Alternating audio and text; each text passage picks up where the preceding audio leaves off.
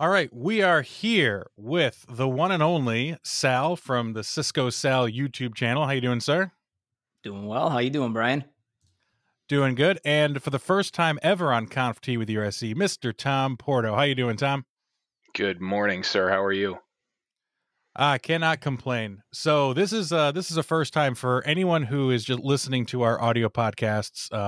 This is the first time we're actually going to be going on video as well, at least on this show, to go on Cisco Sal's YouTube page. So I definitely recommend you check that out. But we're going to be discussing today WebexOne, the event we had last week. Lots of great announcements, new product launches, both on the software side and the hardware side. Lot of information to go through. So let's just dive right into that. And Sal, I think you were first up on my list here. Why don't you just give us kind of an overview of what WebexOne was really all about and what we talked about there?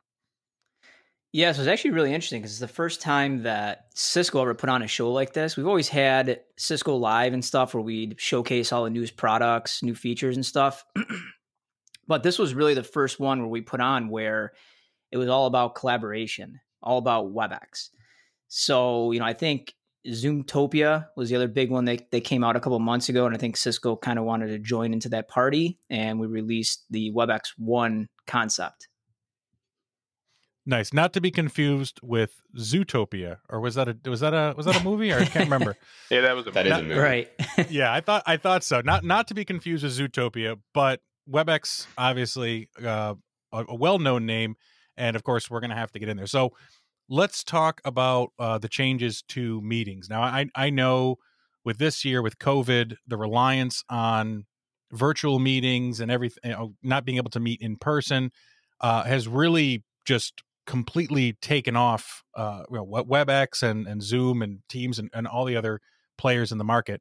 It's been relied on a lot more than ever has. And of course, that's really kicked Cisco and the WebEx team into developing a lot more features to make meetings 10x better, which was really kind of the whole theme for those 2 days we were talking about, is making virtual meetings 10 times better than in-person meetings. So let's start with kind of that mindset and kind of where we did that. Yeah, so that was actually really interesting. And when G2 came out on stage, and G2 is the VP of our application division at Cisco, the first thing he kind of came out with is, why are we doing this? And, I've been at Cisco a long time. Usually the why is, we want to, kick some butt from our competition. But he really came out and said, the reason that we're doing this is not because of our competition. It's because we want to power an inclusive future for all. And our vision is really to create products and new features that are 10 times better than an in-person type of experience. So that kind of got me thinking off the bat, hey, this might be a little bit different than maybe what we're used to seeing from Cisco. And in the beginning, he kind of talked about, we have this opportunity now. COVID kind of opened our eyes that we no longer need to hire local, right? Everybody is home. It doesn't matter if I'm in Florida or if I'm in New York or if I'm in California. And we're going to go through some of these new features here today too, where it may not matter if I'm even in the United States anymore. And we're starting to break down things like language barriers. So I think being inclusive for everybody is really now kind of showing that it doesn't matter where you live. We're going to give everybody a voice. We're going to kind of equal the playing field out over here. And we're going to bring everybody together. And we're going to have management be able to hire from a global talent pool versus having to hire local. So when we're talking about WebEx, in the past, we've kind of had the Webex App, Webex meetings that everyone's known. We've had Webex Teams, which was kind of the persistent messaging, and we've had maybe Webex calling here. What have we done to kind of put that all together and make it a lot easier to consume and understand? Yeah, good question. So one of the big things was, and this actually happened just prior to WebexOne, was that so before we had 3, maybe even 4 different applications out there. We had Webex Meetings app that everyone is probably used to. We've had that application for like 20 something years. Productivity Tools, which was the Outlook integration plugin. We had Proximity, which was a way to share your screen wirelessly. We had a calling application, Jabber. We had Teams for messaging application. We had like 5 or 6 different types of applications. Now, what we did is we took all those applications and combined them into one app, and it's just called WebEx. And that app is 100% modular.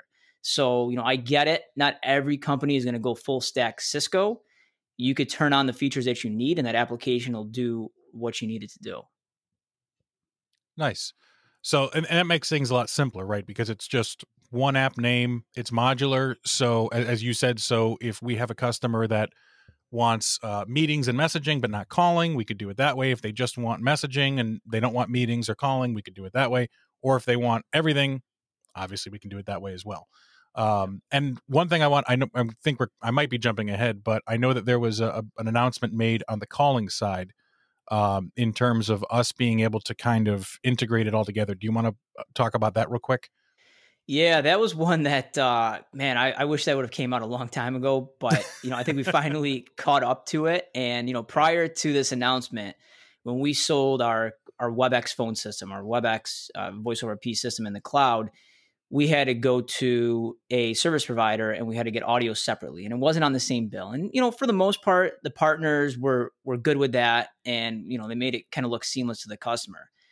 But now we're actually going to have PSTN plans on Cisco's GPL. So as Cisco is quoting things out, when the partners are quoting things out, it's all going to be on one bill. It can all be ordered directly from Cisco that way, instead of having to go to a third-party service provider for your calling plan for PSTN. Gotcha. Mr. Boyd, I'll let you chime in here. Maybe ask a couple questions. Don't want to hog the mic. So I know one of the things that maybe was lacking in WebEx that some of our competitors did really well over the summer was custom layouts. So Sal, can you tell us a little bit about the improvements there? Sure. So this was kind of a really cool announcement. I didn't know this feature was even coming out, but basically what Cisco wants to do is, and when Cisco calls the layout is really the stage. So in front of you, when you're inside of a WebEx meeting, what you're looking at is the stage. And now you, from a personal level, are going to be able to go in there and create your own stage. So let's say you want like a 2x2 grid. So I've got 2 people on the top, 2 people on the bottom, 4 people. You can do that. There's going to be a slider up at the top. So maybe you want it bigger. Maybe you want a 5x5 grid. You'll be able to see 5 people across the top, 5 people on the side, and getting that view there. You can also drag and drop. So maybe there's like 4 people that are the main speakers on this meeting. I can have them in a 2x2 grid, and then on the right side have a bunch of little thumbnails of everybody else, and I can scroll through those thumbnails if I need to. And then the really cool thing is, and I know a lot of people have kind of been asking for this because we kind of had this in the old school video conferencing world, is being able to push that down to everybody. So I'm the host, I'm the main presenter. I want to create that view and really push that out to everybody.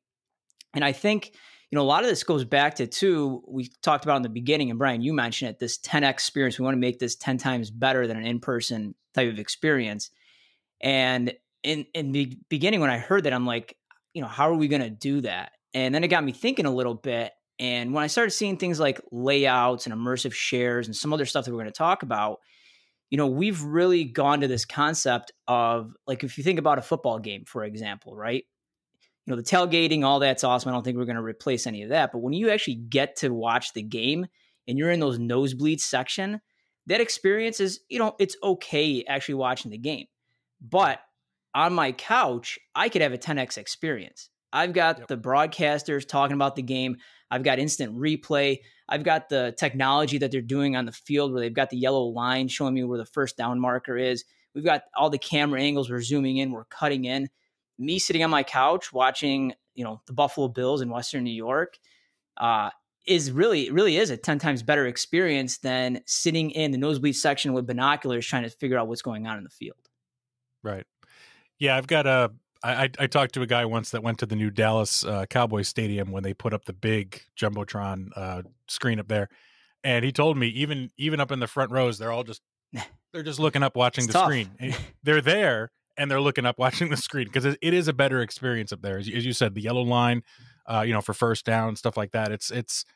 There's things you can do on video, remotely, virtually, that you just cannot do in person, and vice versa. You mentioned the tailgating, right? I mean, I can sit here and get wasted, and watching the TV, just drinking a couple beers and eating way too many chicken wings, but it's not the same. So yeah, exactly. You mentioned immersive sharing. Can we dive into that a little bit? Sure. This is another really cool feature where, I'll call it the weatherman feature. So the green screen type of effect where I'm standing in front of a green screen, I've got a board behind me, and the magic of TV kind of puts the weather behind me. We're doing that with Webex now. You can do that with all the desk series models that Tom's going to talk about in a minute here, but you can also do it with the native Webex client, and you don't even need a green screen. So it kind of figures out what the background looks like, and then it puts whatever you want behind you. You can do that with live videos. You can do that with PowerPoint presentations. So, it really looks like you're in front of the content. You can point it out.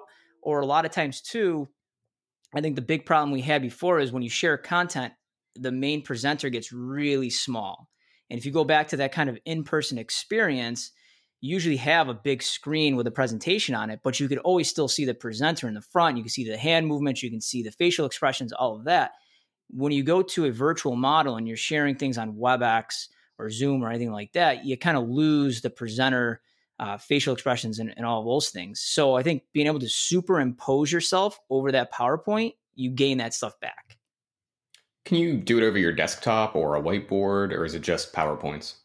No, you could do it over anything. So I've got the Desk Pro in front of me here, and you can actually have from your laptop, it can be your second screen. So anything that's on your second screen over there, you can be in front of it. You can do whiteboarding if you wanted to. Like I said before, you can throw up a video in the background if you wanted to, and you're superimposed over that video. So it's a really cool technology that you can use it for. You can do it in front of all those cat videos, Brian. There you go, Brian. Because I'm constantly presenting on cat videos. Yeah, absolutely. I'm seeing the Brian Boyd cat video review YouTube channel. I'm seeing it. Let's make it a reality. I like it. Let's talk about scheduling. So, this was an interesting idea that I liked, and it really kind of talks to. We really work in half an hour and 60-minute increments, right? We've got, and every time I'm talking to someone, it's like, okay, let me look at the next hour that I've got available to throw a meeting there. Even if it's not something that would take 30 minutes or an hour, I'll still schedule one of those two markers, right? If I know it's going to be a short meeting, may only be 5 minutes, but I'll still schedule a half an hour because I want to block that time off. But I know that we came up with some pretty cool ideas that around scheduling and templates and stuff like that. Can we go into that a little bit? Sure. So yeah, so around the templates, again, another really cool concept, something I didn't even know was coming out.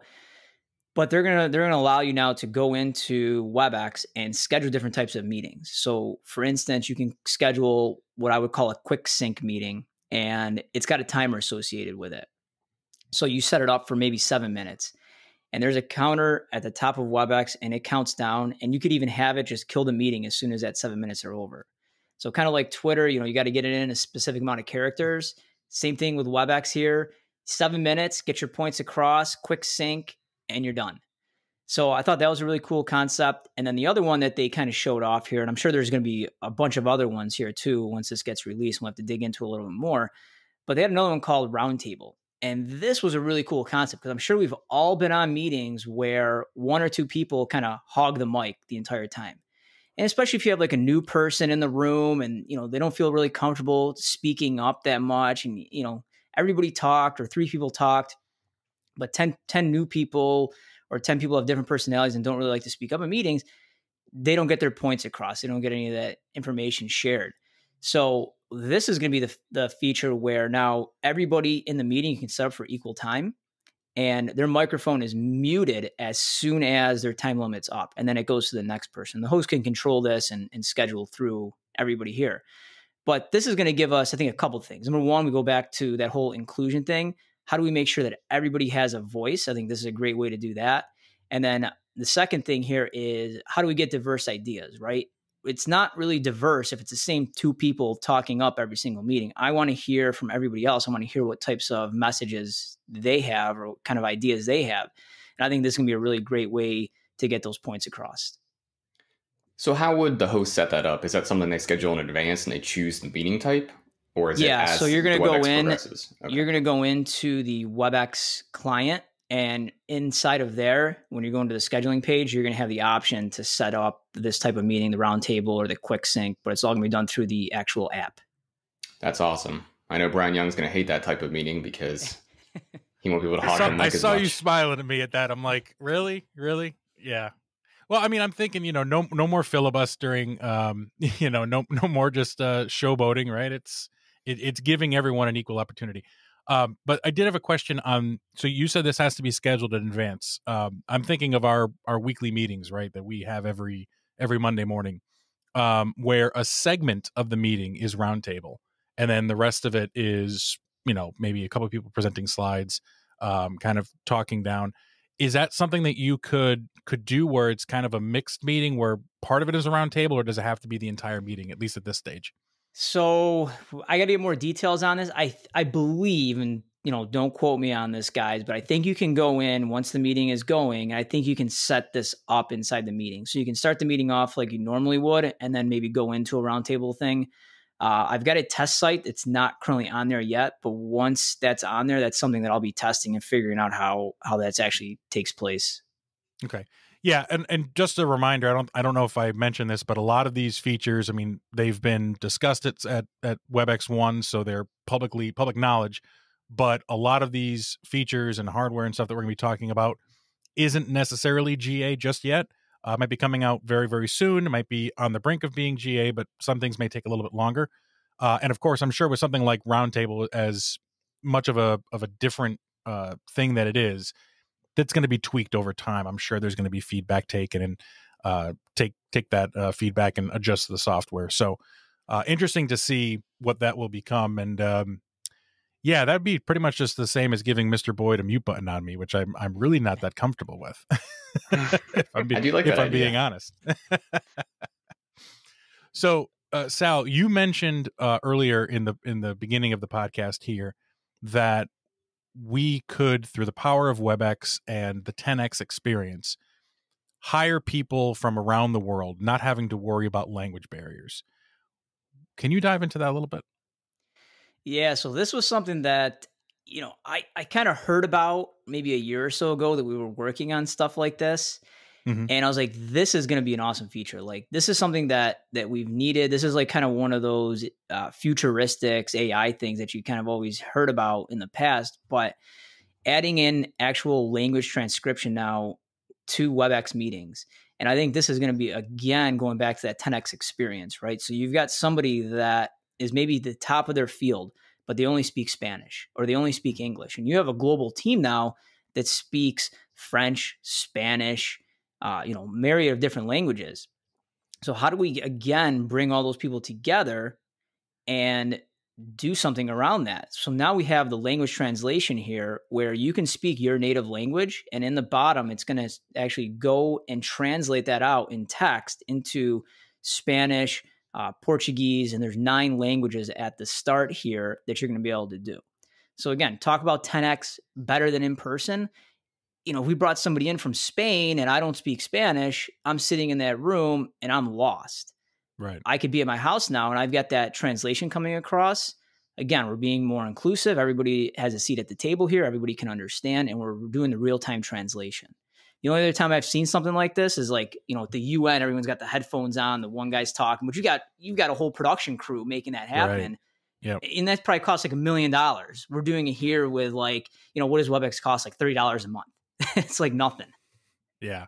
So you're saying that it's not you, typing as quickly as you can, translating Italian to English there? Nothing. Yeah, unfortunately not. I don't think you want me to be doing that.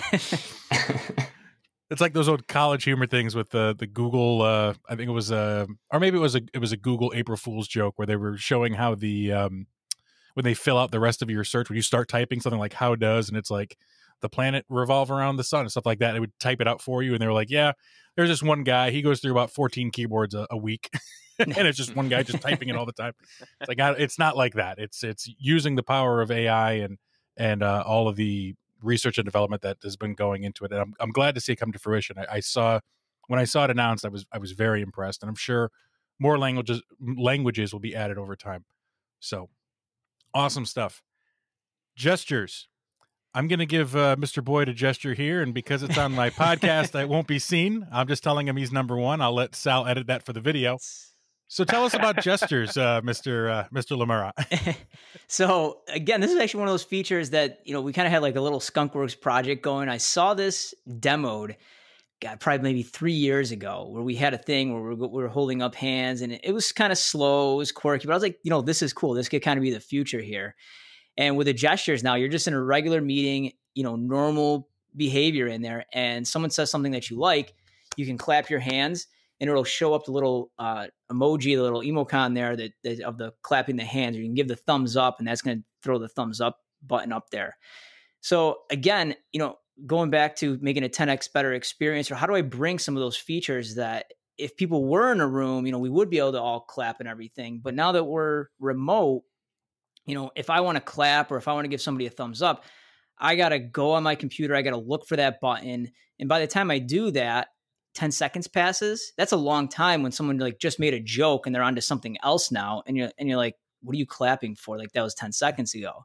Right. So I think this is going to be a lot more natural. Like, hey, you just told a joke, or yeah, I really agree with your point. You want to give a thumbs up. It's real time. Like this is it. And it's going to do that for you there.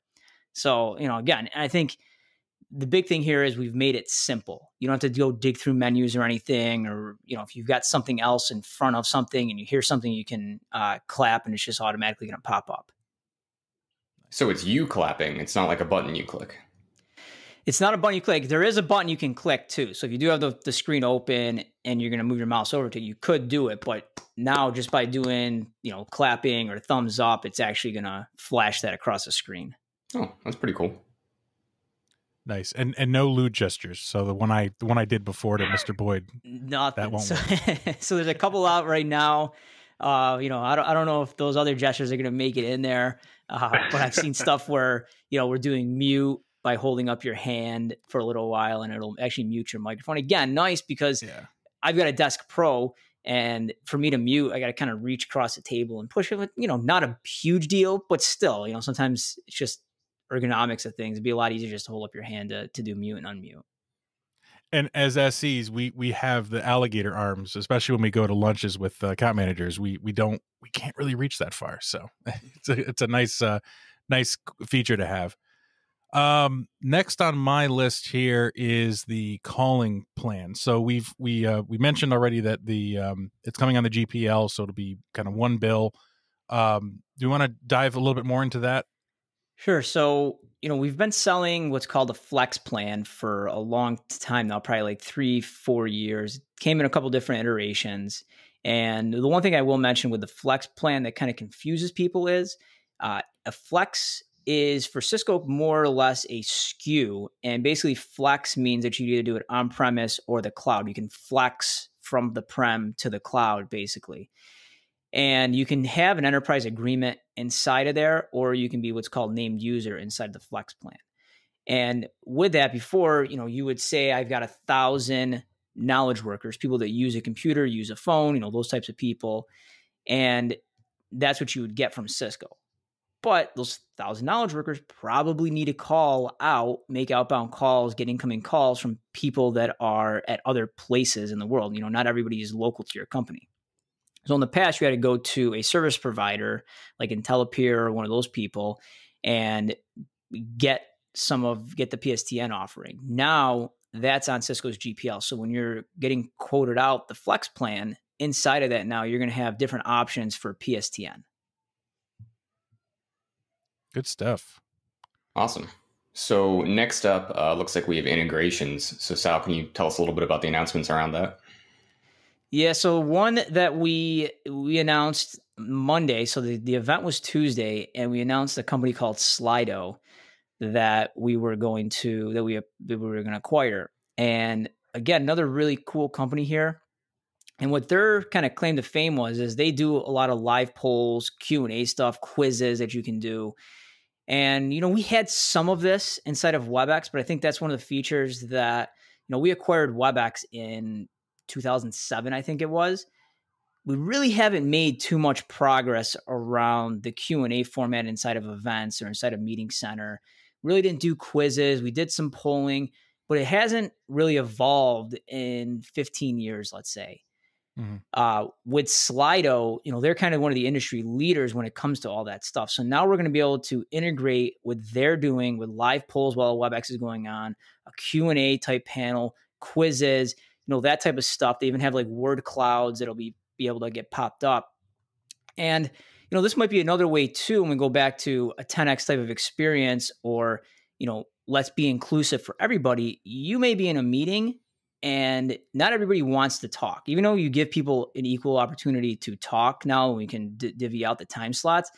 Some people and some personalities just are not the type of people that want to raise a concern with their voice, or should I ask this question?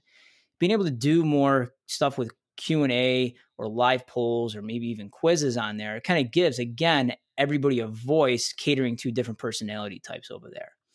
And if we go back to the 10X type of experience, again, using this technology is so much easier than being in person. Right. It's hard to do this type of stuff in person. We're doing, on the fly quizzes or on the fly polling. You'd have to probably be in a meeting and pull up a WebEx. Well, now you're already in the WebEx and it's just kind of native to the format. Right. So now you can, with this integration, you can actually have a quiz pop up in the WebEx or a live poll. You don't have to break away to a different piece of software and share that. Exactly. And, for a long time inside of Cisco, we were using a tool called Kahoot. It's just was kind of like the one that, the viral sensation inside of Cisco for quizzes and stuff. Well, now we just have this integrated completely into here. Awesome. Nice. I like Kahoot. Kahoot is fun. We used to do that for our Cub Scouts when we, especially when we moved to remote only. We couldn't do in person. We would just do a bunch of fun Kahoot quizzes. So nice to see that it's integrated now. We have a lot of other integrations that were announced, and I'm sure more that are going to come. I know there was an announcement on Facebook, Box, Dropbox. I don't know if you want to dive into any of those, or if there's any others besides Slido that kind of piqued your interest. Yeah, I mean, we could talk about those in kind of another session, but we are doing a lot of integrations into, like you said, Box, Facebook. So now when you're doing a WebEx meeting, you can stream that out to up to, God, I think it's like 100,000 people now, and you can actually use Facebook for the actual chat component of that. Because if you're streaming out a meeting like that, there's no way you can do Q&As type stuff. Like that's just massive. So you can use Facebook for some of the messaging back and forth. And, the other big one here is the Microsoft Office type integrations. Good to see all that stuff in there. I think we're doing a lot of the same stuff that Teams would do natively. So that's Microsoft Teams. We can do with WebEx. So that was also really good to see in here. Nice. So we've been talking a lot about the software innovations, which are fantastic. I mean, everything that we've touched on and everything that was announced last week, really cool stuff. But there was some hardware announcements here, and for that, we're going to switch over to Mr. Porto. Tom, we've had again some hardware announcements here around WebEx and some really exciting stuff. So why don't you just kind of go through what we announced last week? Yeah, absolutely. Yeah, there were three big hardware announcements during WebexOne. The first one being the Webex Desk.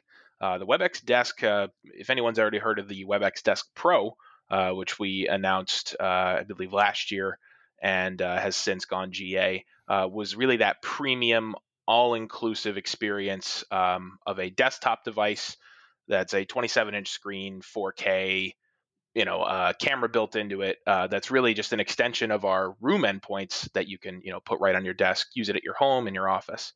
But we really only had that premium option. And our older model, which is the DX80, it was going end of life. So we needed to fill that void. So the WebEx Desk is taking over that space. So it's a 24-inch screen, 1080p. It will support the capability of virtual backgrounds, which the Desk Pro supports now, as well as the regular Meetings app. It'll allow you to do Windows touch forwarding. You can plug a USB-C into a Windows laptop, and you can actually redirect your screen and take advantage of the touch screen in your Windows environment. Unlike the Desk Pro, the Desk will actually have a VESA mount built into it. So, if you have monitor arms that you want to, throw this onto for a dual monitor setup, that will be available. And that's really it for that. Very excited for that. Be it obviously at a much more reasonable price point. More accessible. That whole idea of the inclusive for everyone. I mean, not everyone can afford a Desk Pro, so we wanted to make sure we had something on the lower tier. The second big announcement was the Webex Desk Camera. So Desk Camera is a webcam that you can throw on top of any old monitor, which will give you get you as close to that room endpoint experience without actually having to have a fully integrated device. So it's got 4K capability, so great resolution, high frame rate. The video quality is great in various types of light conditions. Does autofocus, auto white balancing. Field of view is adjustable. And has a high quality dual microphone that will support the background noise reduction from Babel Labs. It does have some intelligence built into it, so it can do face detection like our room endpoints can do. There is a privacy shutter, so if you're worried about Big Brother or someone hacking into your home network there, and you want to make sure that you have that privacy, that shutter's included. But one other thing that really differentiates this camera from our competition is the ability to have it centrally managed. And these cameras will support our control hub, which of course, controls all of our WebEx infrastructure. So it's great for being able to track those assets, control firmware updates. You'll get a lot of the similar analytics we get to our current room endpoints, like how many people, how often it's used, but also from a troubleshooting perspective. So, IT administrators can help people troubleshoot those cameras, that are sitting in people's homes, which will be great. And that really answers the question of why wouldn't I just get a webcam, right? Why would I go with a WebEx desk camera versus just buying going to your office supply warehouse and grabbing a webcam off the shelf? Is what you just said, right? The integration with was it Control Hub? Yep, 100%. Yep. And I'll tell you guys too, I have a Logitech Brio, and I'll use it sometimes when I'm not in front of my video endpoint because it's 10 times better than the little camera that the MacBook Pro has on it. Right. But one of the things that always kind of bothered me with that thing is the privacy shutter. And Tom, you mentioned this, but there was a privacy shutter that came with it, and it's a clip-on thing. And when I got the camera, I threw it in the drawer because I'm like, what is this for? I thought it was made for like a mount or something. I don't even know what it was. Oh, it was detachable. It's detachable. It's a clip. It's like a clip-on privacy shutter. And it doesn't even really cover the whole thing. It was like really weird and wonky. When this thing came out, I'm like, oh, it's got a privacy shutter on it and I can slide it back and forth. And so for me, I think it's gonna be great for the central management and everything, but I'm stoked about the privacy shutter on it. I'll get you some post-it. It's got a really nice, it's got a nice all aluminum design. It's got a nice all aluminum design too. So it's very, very rugged. Not your cheap, $30 camera. So, can you clip it on your monitor, or can you, does it come with that kind of mounting ability? Yeah, that typical kind of like V-shaped, little clip that allows you to put it on, various size monitors. Yep. Nice. So, the Desk Hub, I know that was one I'm really excited to see and get to play with, hopefully in an office at some point in our lives. Why don't we talk about that? Yeah, the Desk Hub's interesting. It's an interesting addition, and I think what it's meant to do is really fill a space between our high end video phones and that Desk Pro, that WebEx Desk endpoint. And really, what it is it's a little hub that will sit on your desk. It's got about a 6-inch screen built into it, and when you take your phone, iPhone, Android phone that has the WebEx app built into it, and place it on that hub, it will obviously wirelessly charge it. But the beauty of it is it will actually pull all your personal settings from that app into the hub. So the hub can then connect to an external monitor. You can join WebEx meetings from it. That touchscreen, it kind of acts similar to how a Touch 10 would work. It'll show your calendar because it's obviously pulling your personal information from your phone. You can also pair a Cisco 730 headset to it automatically. So as soon as you drop your phone on, your headset could connect to it. And really what it's doing is it's allowing you, in this post-COVID world to, this idea of hot desking or maybe not having, and not everyone can have a desk anymore, to just have office spaces get a little smaller. The ability to just, hey, I reserved this desk for the day. I don't have to worry about having that desk personalized to me. It can be used for someone else the next day. You come in, you drop your phone, you're good to go. You can video enable those as well with that external monitor by adding the desk camera to it. So the desk camera can plug in right to the back of it as soon as you hook up. Now you've got that WebEx Desk Pro like experience without having to put that expense forward. So very interesting. I think it's a very unique product that I don't really think any of our competitors have done at this point. And of course, just like with the Desk Pro, all of our other endpoints all controlled through Control Hub.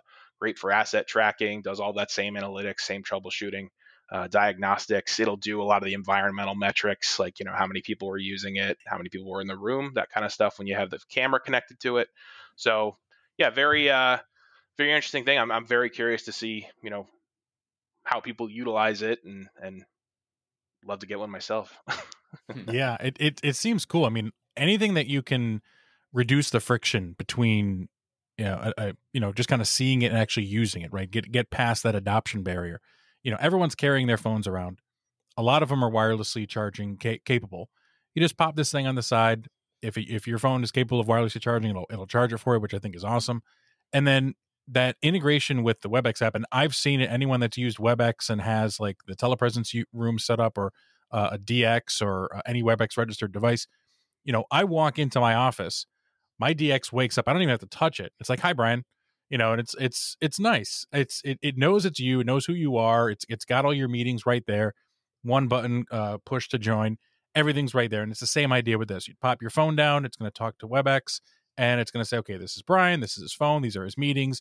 And you just join a meeting. And especially now in our kind of post-COVID world, where I know we're at Cisco, right? We've always kind of been the hot desking kind of setup in our offices, but now as we go into whatever the new model is going to be, with our sales offices, I would say that's probably going to be even more of a reliance on hot desking, because we're not going to have enough seats for everyone that's assigned to an office. We didn't before, but I imagine it's going to be even more restrictive. So, the ability to be able to just sit down, pop my phone, open up my laptop, and work and have the comfort of a desk that would be normally mine without having to use those resources or waste that resource, I think is really cool.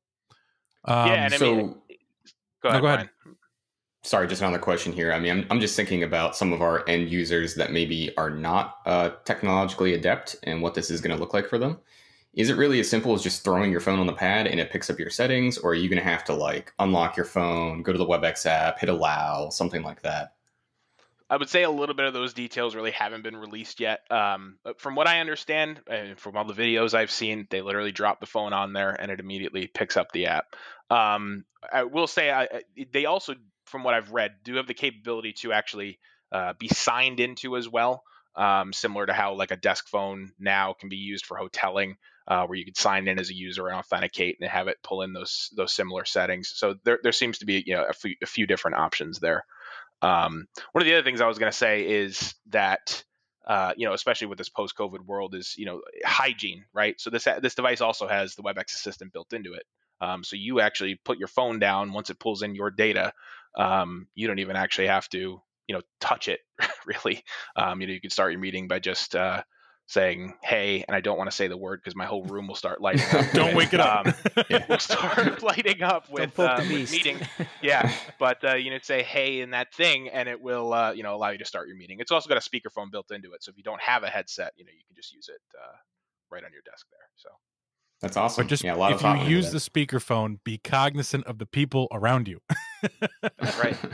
That's right. 6 foot social distancing doesn't take into account the acoustics of a speakerphone. So, oh man, the stories, the horror stories, the cringeworthy moments. Tom,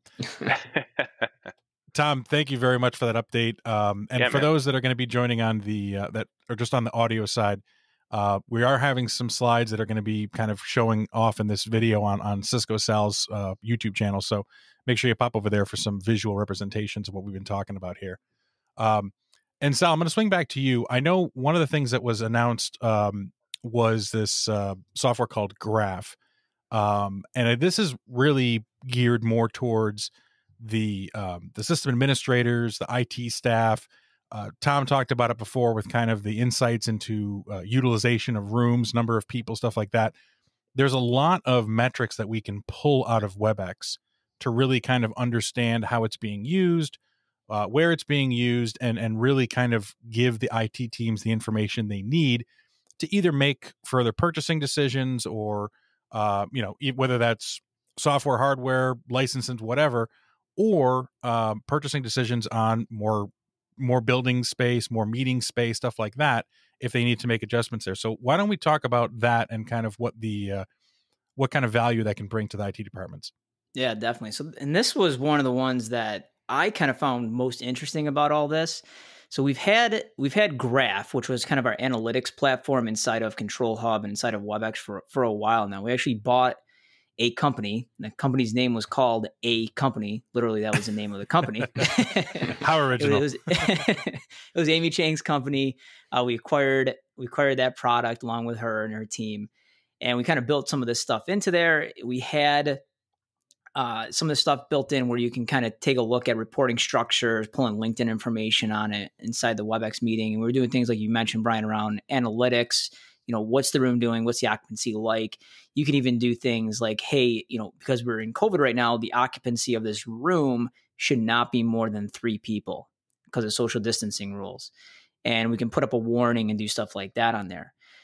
What was new and what they kind of announced here, I don't want to say it was almost like a relaunch of it, but it was more of like an awakening for more like end user type stuff, was they announced 2 things. One called Personal Insights and the other one called Team Insights.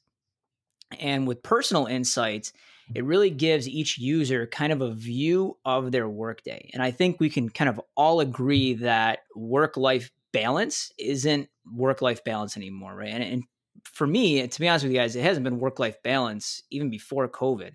It's been more of like a work-life integration. Mm-hmm. And now with COVID, I think everybody's kind of in that same world where you've got childcare issues, you've got things that you're doing. You've got some people that are going to work really early in the morning. They're going to have to take a break, kind of midday, but they're going to be working late at night. And what the Personal Insights is going to do is give you kind of a total view into all that. How much are you actually working? You probably should be working around 8-ish hours a day. But who the heck knows anymore, because you're on calls at this time of the day, this time at night, and it's all fully integrated. This is really going to give you a view as far as, how much are you actually working throughout your day? And like, you might be awoken on this and say, wow, I'm working like 12-hour days and I'm not even realizing it because everything is totally integrated. So you're really going to be able to take a look at what that work-life integration really looks like on there. It's also going to break down things like how much time you spend in meetings, what time of day your meetings are going to be in, and you can take a look at that for yourself. And then here's one that I don't know how this is going to work yet. I was trying to find more details on it, but it's going to gauge your connection strengths. So how strong you're connected with other team members or other groups in the company. And again, I'm sure there's some AI behind all that. I haven't seen the dashboard, what that's going to look like yet, but I thought that was kind of cool to see, where's your sphere of influence? Who do you talk to most of the time? And, what does that look like? Mm-hmm. So that's on the kind of the personal level that we're all going to be able to take a look at. And then the second part of that announcement was something called Team Insights.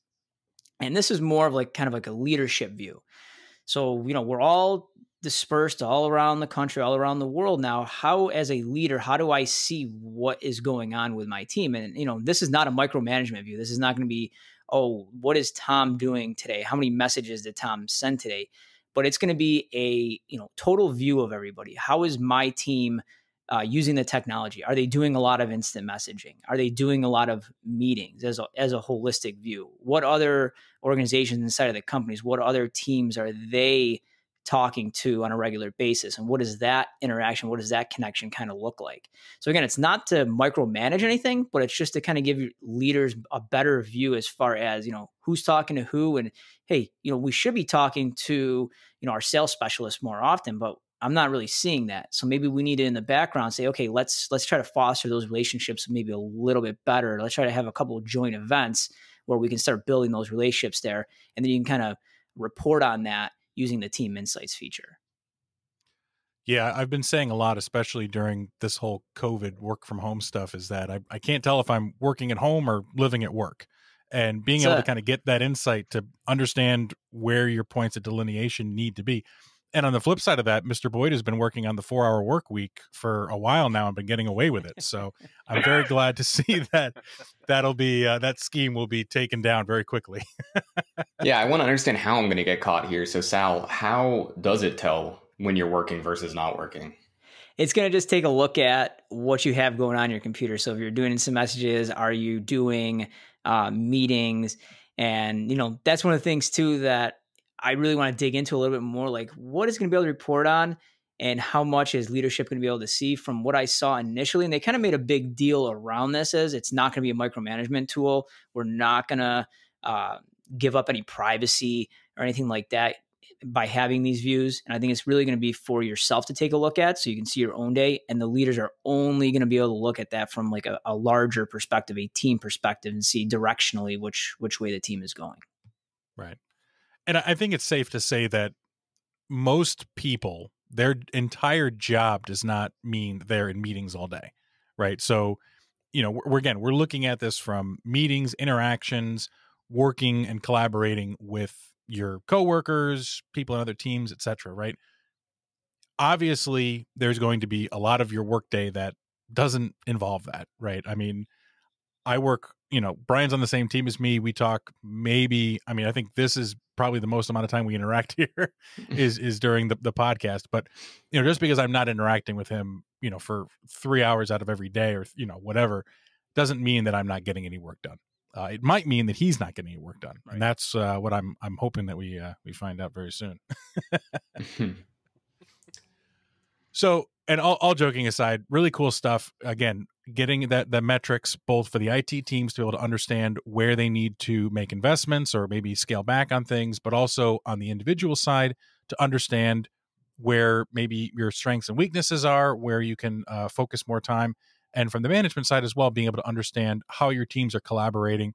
And if there are disconnects, being able to kind of foster those relationships, broker those introductions, etc. So really cool stuff. Again, all about making the interaction and the collaboration 10 times better than in person, which, you're not going to be able to get that kind of insight on just kind of, regular walk up to someone and talk to kind of interactions. So right. Awesome stuff. There's no reporting on that stuff, right? I go up to you and I talk to you by the water cooler.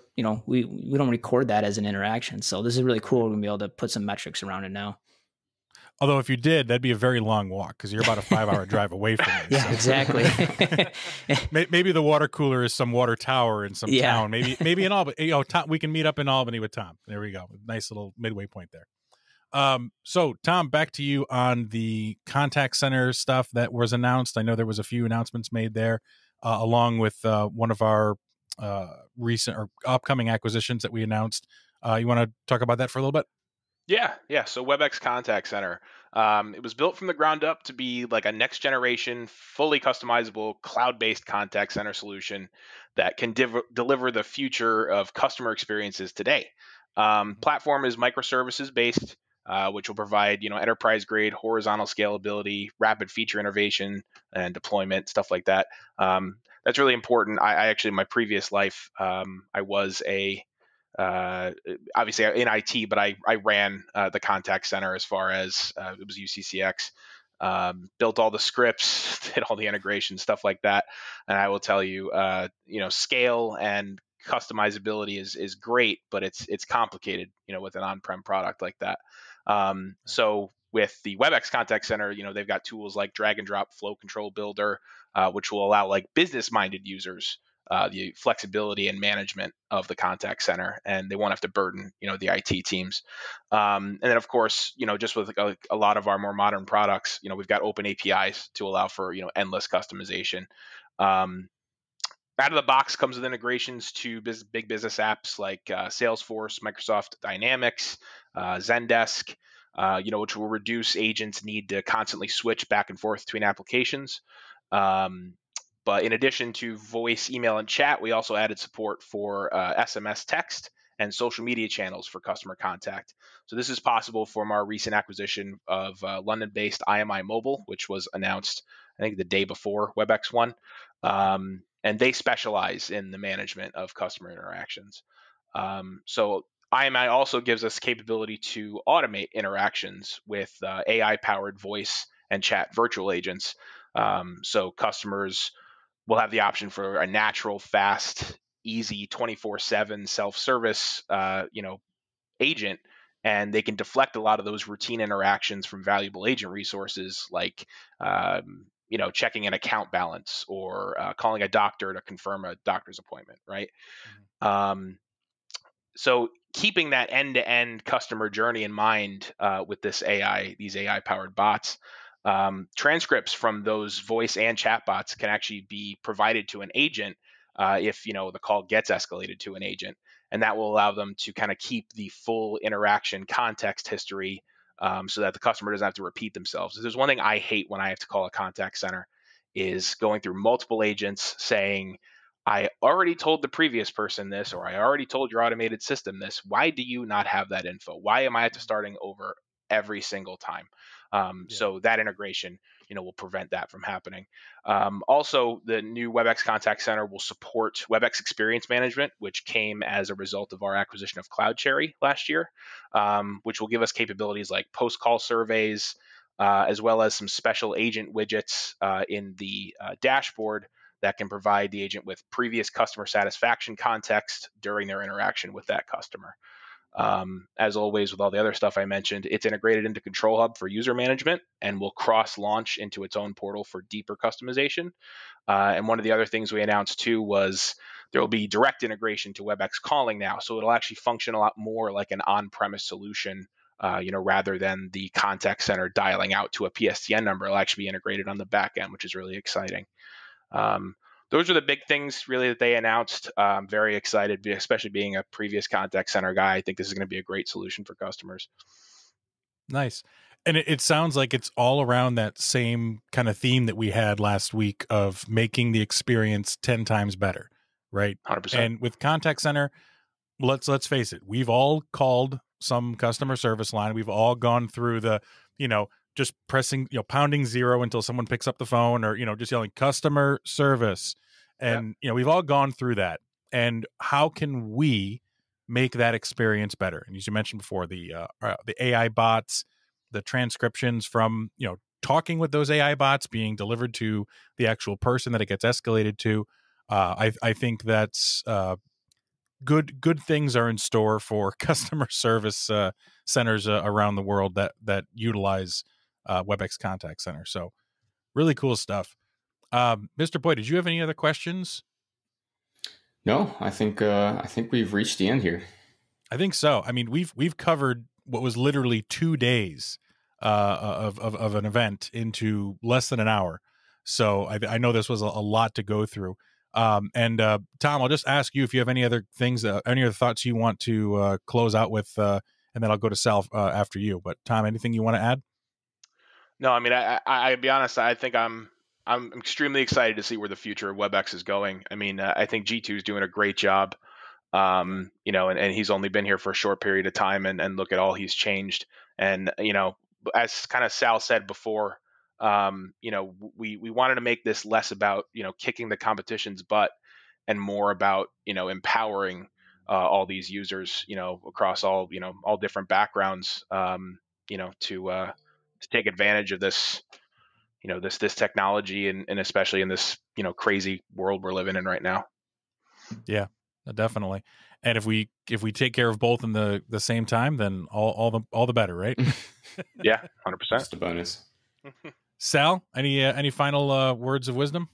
No, I mean, Tom, you summed it up perfect. I think, the big thing with this event for me was listening in and really hearing that, we have a purpose now with WebEx and all the products and meetings and calling and contact center and messaging. And it's no longer just, oh, this competitor came out with something, let's kind of one up them. This is a real calling this time, I feel like. And that's what makes me most excited about being part of this team. Definitely exciting things. So Tom and Sal, thank you very much for your time. Really appreciate you diving into this for us. And thanks. Appreciate it. Thanks, guys. All right, guys. Thanks.